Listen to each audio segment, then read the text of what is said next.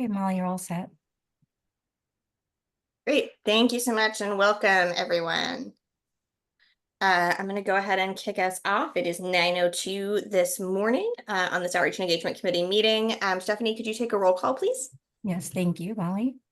Ava Bermudez Zimmerman, Present. Isha Canada will not be joining us. Adrienne Cochran, I'm here. thank you. Sheila Hummel. Good morning, Sheila. Just taking roll call. Good morning. Sorry about that. Good morning, that's okay, thank you. Molly Weston Williamson Present. and Justin Zartman. Present. Thank you, we have a quorum. Thank you, Stephanie.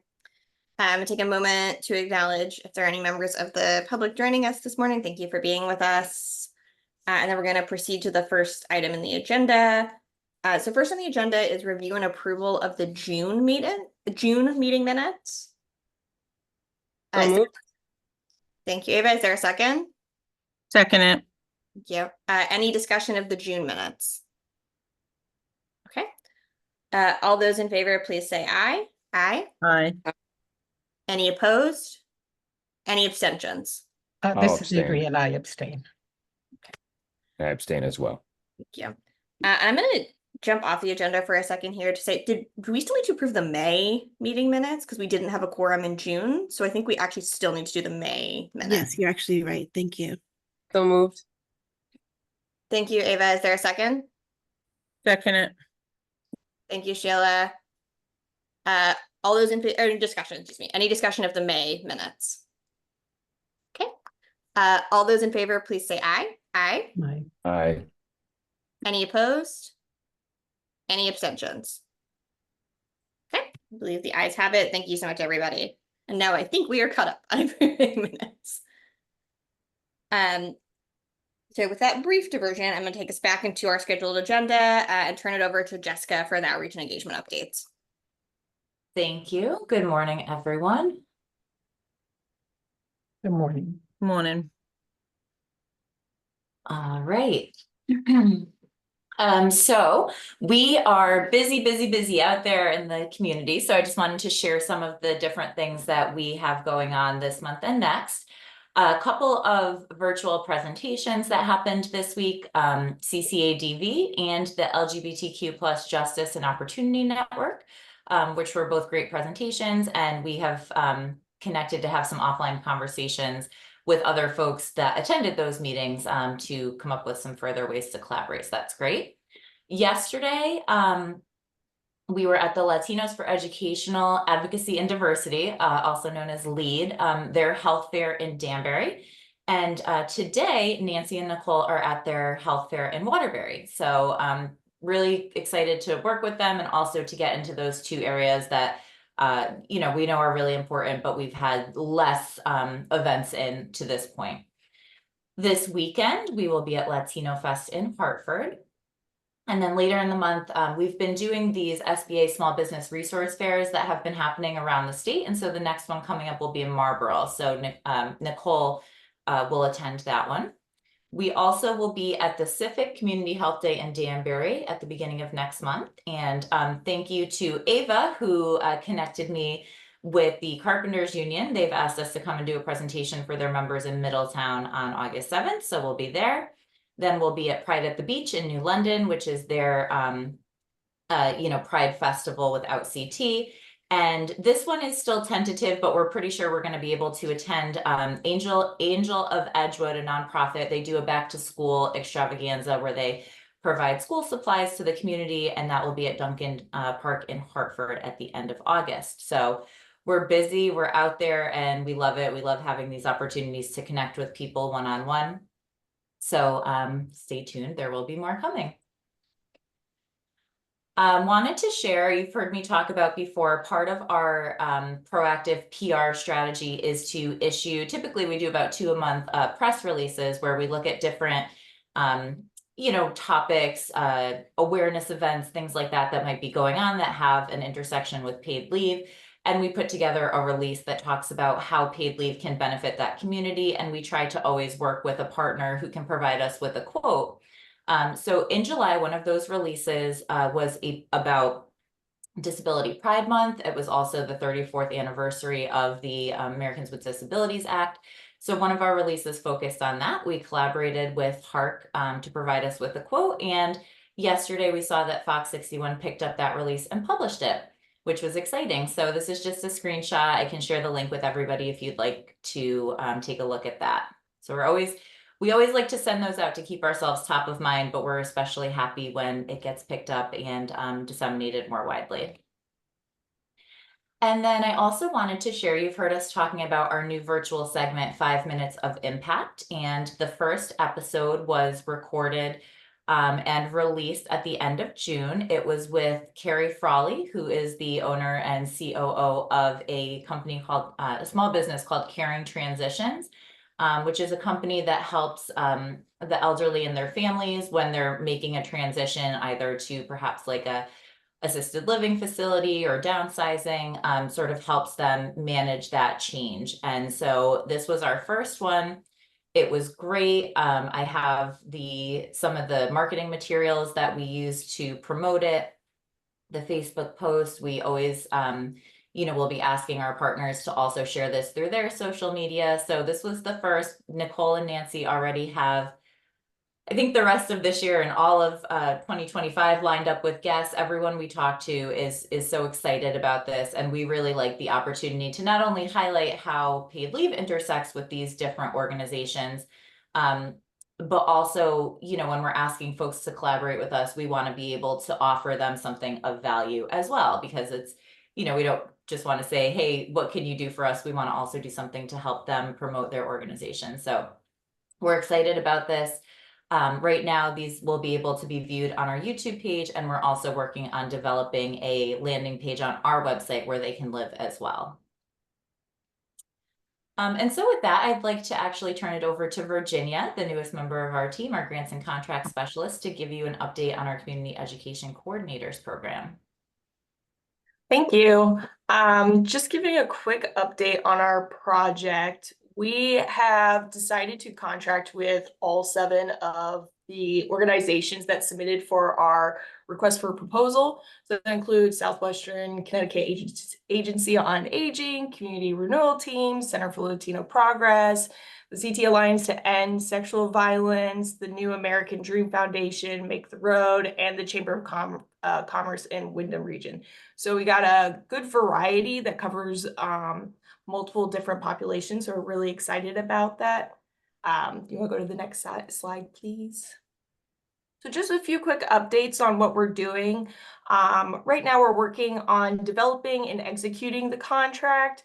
So as of right now, we're defining like the processes for fiscal reporting, what we need to do to execute the contract, developing language, defining deliverables for our contractors.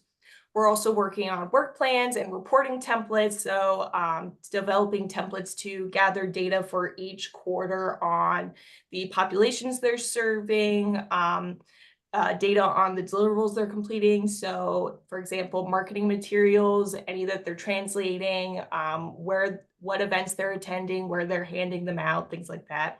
And then also a program satisfaction survey, which will be administered to workers that receive direct support for their applications to paid leave, so we can gain their perspective on the program, whether it helped them through their application process, their demographic information, and then we can see if at the end of the program, the impact that it's had through Connecticut. And then right now we're also working on scheduling meetings to meet with each of the vendors or the contractors. So these will be introductory meetings, basically going over the timeline, when we're going to start working on contract negotiations, when trainings are going to happen, the types of reporting we're going to be doing. So they at least have an initial idea of what to expect. And this will give them an opportunity to get to know us and see who their points of contact are, things like that. And then finally, we're also working on the trainings curriculum. So before they officially go out into helping Connecticut workers for their applications and providing information, we're going to give them an intensive training curriculum going through Connecticut paid leave. So we're currently working on basically like the syllabus with that. We're defining the topics and what we'll be going over for the next few months. Next slide. Can we just pause for a minute? I see a question from Ava. Yes, Oh, thank you. yeah. I'm just curious, how do you recruit participants in the program coordinators? So this was the result of the RFP that we put out.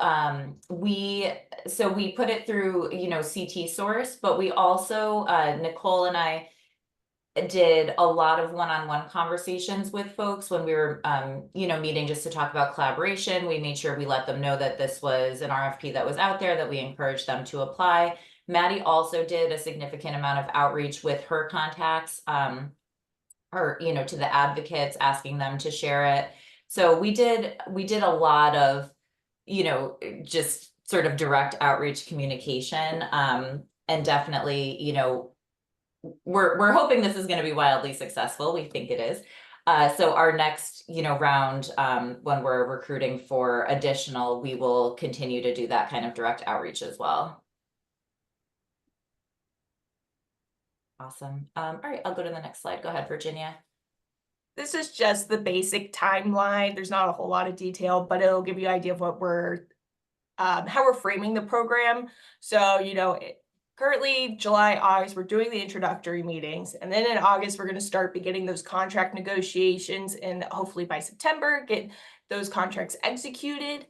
And then we're going to start the training series up till December. So the idea is that by January 1st, they'll be able to start providing those services, start working within their communities to spread the word about paid leave, do the outreach and the education and the support for the applications. And as Jessica said, that eventually we'll then do another round for proposals so we can get more organizations involved. But this will be about, I would say 15 months long contract. So at the end of the year, unless we decide to re-up the contract, it'll end in next December. So yeah, that's all the updates I have, but if anyone has any questions.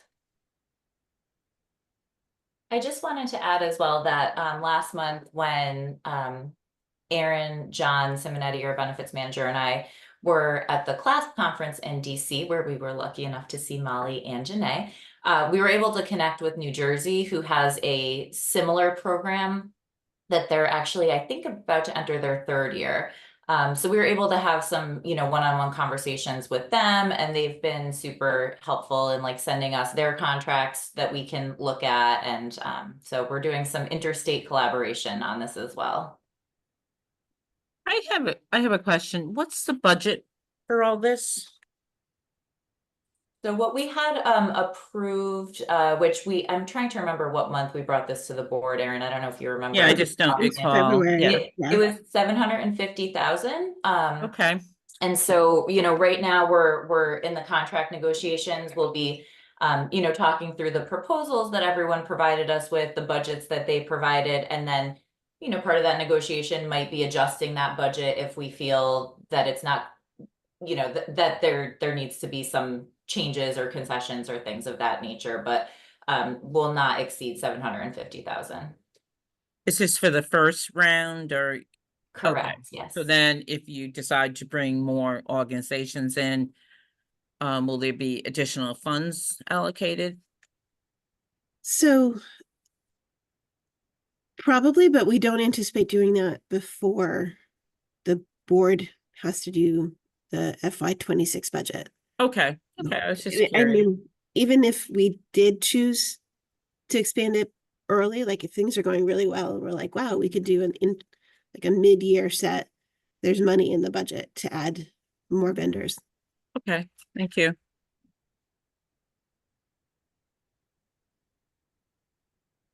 Do other folks have thoughts or questions on this topic? I will say at the kid meeting that Jessica mentioned, Jessica was a star panelist talking specifically about the outreach and engagement work, and particularly in relation to vulnerable and excluded communities. So talking a lot, for example, about the work the authority has done to reach out to immigrant communities in Connecticut. So I think in addition to the learning from other states, Connecticut is also teaching other states a lot of exciting stuff on a really cool and extremely well attended panel. We packed the full conference room. So I think next on our list is to head to Nancy, but I don't see Nancy. Are you Nancy today, Jessica? I'm Nancy, yes, because Nancy's at that health fair today. She asked me to provide her podcast updates, so. Go for it. Sorry, but you have to have a little bit more of me. All right. Okay, so quick podcast update. So the first podcast in July, which has been released already, was a conversation with Senator Chris Murphy. So Nancy, talked about his platform of loneliness and isolation that is important to him, and the intersection with Connecticut paid leave in terms of mental health and folks taking time to address their mental health or acting as caregivers. So we were really excited to, have someone of his profile on, and would encourage you to take a listen if you can. The second podcast is actually going to bring back a friend of ours that many of you may be familiar with, because she has been featured in some of our testimonials and things.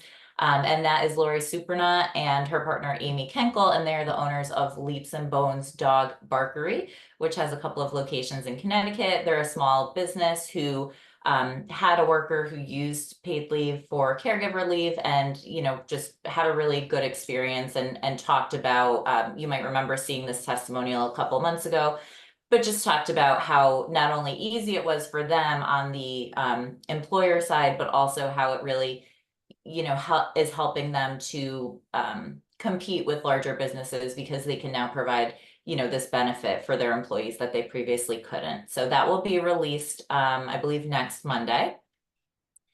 And then our 2 August podcasts, the first is a collaboration with the Office of the Treasurer. So the guest is Treasurer Eric Russell. As you might recall, Aaron did a Facebook Live conversation with him a little while back, talking about baby bonds, Connecticut paid leave, and sort of the overarching topic of setting Connecticut families up for success, from the very beginning. So this is a deeper conversation that Nancy's having with him about his office, baby bonds, poverty, breaking that cycle of poverty, and how, again, both baby bonds and Connecticut paid leave play a role in that. And then our second podcast in August, we are going to capitalize on the fact that it's National Health Center Week from August 4th through 10th. And we'll have Deb Poland, who's the Chief Strategy Officer for CHC ACT, the Community Health Center Association of Connecticut. This actually came out of one of Nicole's contacts, where we had a meeting to talk about collaboration. And the podcast is one of the results of that outreach. So the focus is on planning for sustainable community health centers, how Connecticut paid leave and community health centers help those marginalized communities access quality healthcare that they need. So we're excited, and we know we're having further conversations with Deb about other ways that we can collaborate. So we're excited about that. Nancy's podcast has just hit 5,000 downloads, which is an incredible milestone. And I think it goes without saying, but she is so passionate about this. She pours her heart and soul into it. And I think it really shows in the quality of her work. So we're just, I wish she was here so I could congratulate her in person in front of everyone, but we're really, really proud and excited that she hit that milestone. Any questions about the podcast? I will try to answer, or if not, we'll take them back to Nancy for her answer. Thank you. Thanks, Jessica, for filling in. I'm going to turn it over to Maddie for the legislative update. Great. Good morning, everyone. I'm just going to share my screen.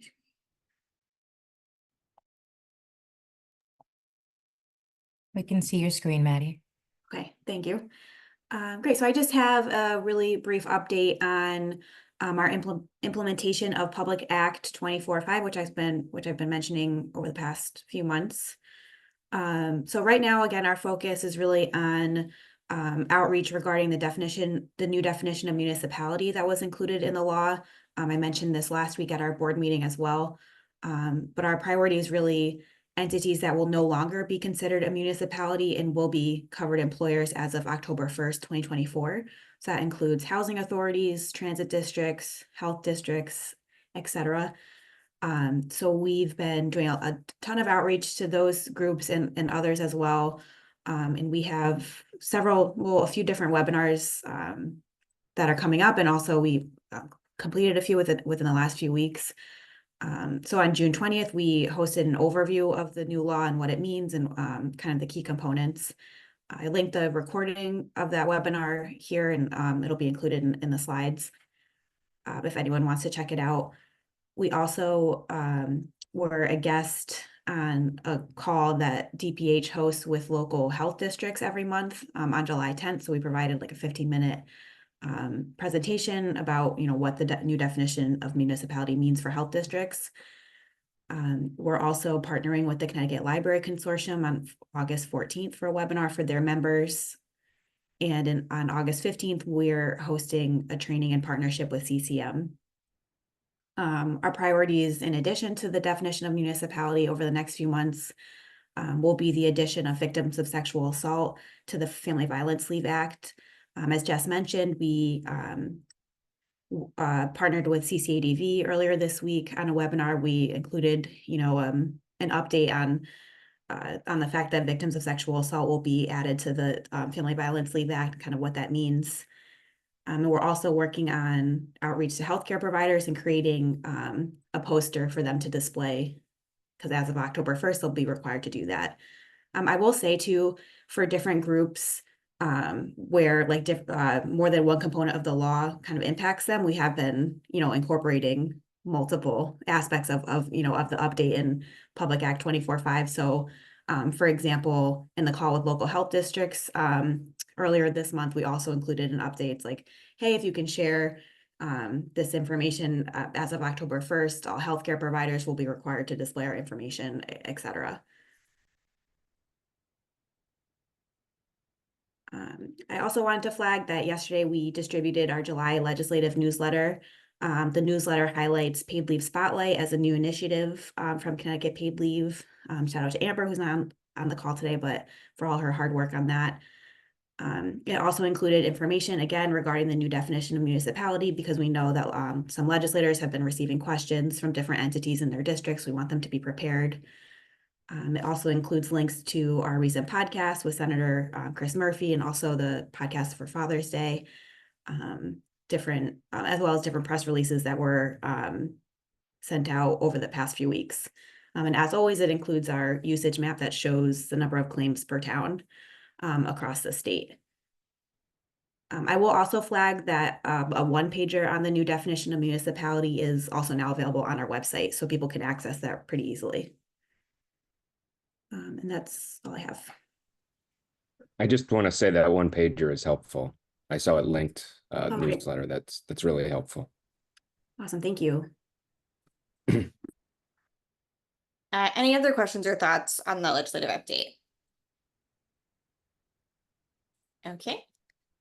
Hearing none, is there any old business anyone would like to raise? Is there any new business anyone would like to raise? Okay. So hearing none, I'll ask, is there a motion to adjourn? So moved. Thanks, Justin. Is there a Second. second? Thank you, Ava. All those in favor of adjourning, please say aye. Aye. Aye. The ayes have it. Thanks so much, everybody. Have a great morning, and we'll see you next month. Take care. Thank you. Bye, everyone. Thank you.